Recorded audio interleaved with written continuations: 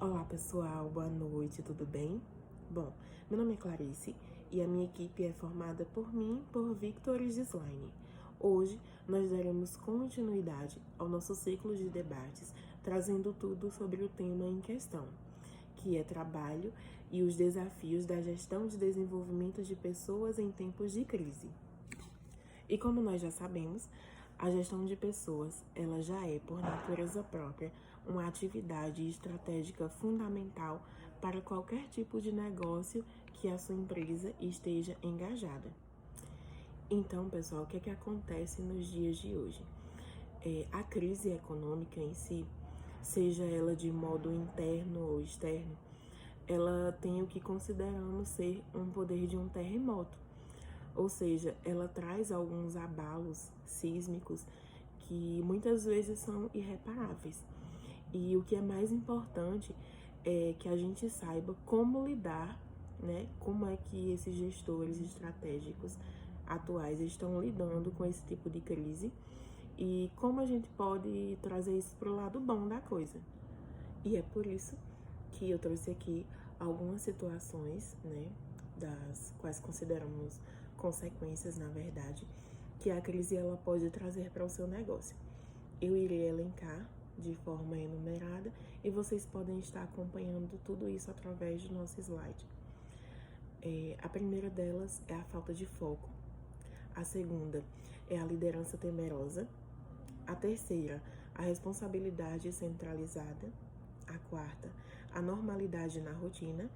A quinta, a falta de orientação e treinamento. E a sexta, a falta de trabalho. Bom, e se a crise econômica ela já é motivo suficiente para acender o sinal de alerta dentro das empresas, imagine o que acontece dentro de cada pessoa, né? A nossa parte interna, ela tem que ser a mais trabalhada possível num momento como esse. Afinal de contas, as incertezas, elas impactam a todos nós. E uma das maiores consequências trazidas pela crise é justamente o abalo no setor financeiro de cada empresa. Mas o que não podemos esquecer é que os esforços devem ser voltados para a gestão de pessoas, para que possamos justamente trabalhar essa saúde financeira. Porque, como todos nós sabemos, os efeitos negativos são enormes diante de uma crise. As empresas faturam menos, os consumidores vão menos às compras e tudo isso gera um desemprego muito grande, impulsionado justamente por essas empresas que não suportam o momento de crise ou não sabem como lidar e como passar diante dele. E é por isso que eu irei falar aqui sobre cada uma dessas principais situações trazidas pela crise. A primeira delas é justamente a falta de foco.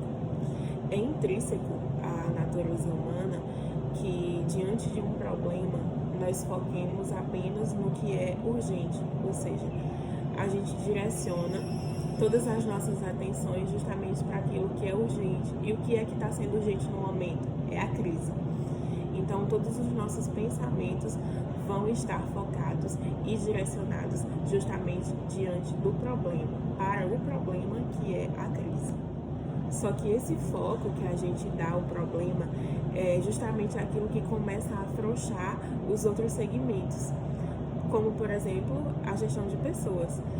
Quando a gente foca muito no problema, a gente começa a afrouxar o outro lado que deveria ter um pouco mais de atenção nesse momento. Por isso que é muito comum que todos os colaboradores da empresa se sintam desmotivados, desanimados, sem nenhum tipo de propósito.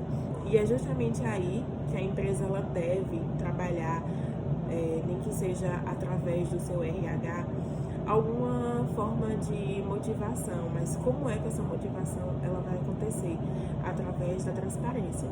Então, a gente só sabe enfrentar, a gente só aprende a enfrentar a crise lidando com ela cara a cara, sendo claro, objetivo e trazendo de uma forma muito clara sobre tudo que está acontecendo. Então, nada melhor do que ser transparente para todos os seus funcionários diante de uma crise. O segundo ponto é justamente a liderança temerosa. muito comum para a gente observar que alguns líderes, eles acabam tomando decisões precipitadas ou equivocadas, justamente por estarem com o seu emocional abalado e muitas das vezes não saberem como agir diante de algo que nunca tiveram que enfrentar antes, seja por falta de experiência ou por falta de conhecimento, de habilidade para saber como lidar com essa situação. E, consequentemente, tudo isso pode fazer com que exista a presença de conflitos, né, dentro da empresa e torne todo o ambiente um pouco mais tóxico, digamos assim, para a produtividade de todos os funcionários e para o relacionamento em si de todas as pessoas. E o terceiro tópico, que são as responsabilidades centralizadas, é justamente uma continuação do que eu falei anteriormente com relação à liderança. Quando um líder ele centraliza todo o problema e todas as responsabilidades para si, isso acaba trazendo justamente a liderança temerosa, como eu falei anteriormente. Ele precisa delegar essas responsabilidades, ele precisa fazer com que cada pessoa saiba pelo que está passando e continue realizando sua função com visão no crescimento, mesmo diante de uma crise. Porque os líderes que conseguem delegar todas as suas responsabilidades, eles conseguem manter o ambiente em ordem, mesmo diante de qualquer problema. Então a gente tem que saber lidar com cada situação, mesmo diante dos problemas. Isso só vai acontecer se cada um fizer a sua parte e não que tudo fique centralizado e focado somente em uma pessoa. O próximo ponto é a normalidade na rotina. O que é que acontece? O próprio nome já diz, né? Normalidade. Nós imaginamos, mas a gente vai ignorar o problema e tratar tudo de forma normal? Não está ligado a você ignorar o problema. É justamente você aprender a lidar com ele para que você possa continuar suas atividades. Eu não digo no sentido de que você deve, mesmo sabendo do grande problema financeiro que o país enfrenta, de continuar estabelecendo as mesmas metas, cobrando os mesmos resultados, sabendo que não se pode chegar aonde deveria como estava antes. Então é importante que se aponte algumas medidas para que possa continuar o trabalho, mesmo sabendo que não vai se chegar ao resultado que queria ou que deveria chegar antes. Mas aplicar algumas medidas que possam ajudar a continuar obtendo resultados mesmo diante de uma crise. Por exemplo, cortar os gastos da empresa, né?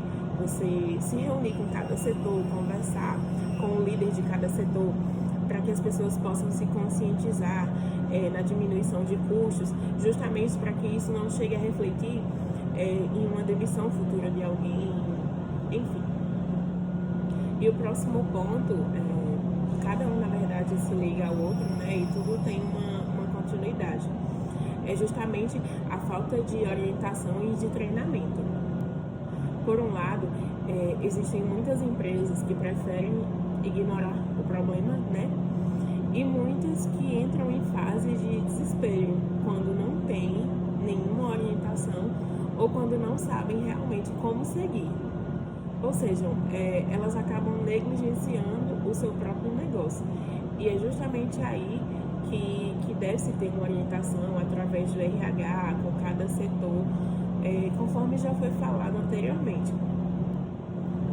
E o último ponto do que eu trouxe para vocês, talvez seja um dos mais impactantes para as organizações, é justamente a falta de trabalho. Ou seja, é importante que cada organização ela continue a planejar os próximos meses de enfrentamento, né, da crise, dentro de diferentes perspectivas e projeções, porque o trabalho ele não pode parar, ele deve se continuar justamente para saber como lidar com cada situação. Por isso é importante que sempre haja, né, que tenha a presença de um alinhamento totalmente centralizado, que o gestor ele esteja à frente de tudo, disposto a orientar, auxiliar e a ajudar, né, em cada momento da melhor forma possível, justamente para que isso não desmotive as pessoas e que tragam resultados positivos, mesmo diante de dificuldades.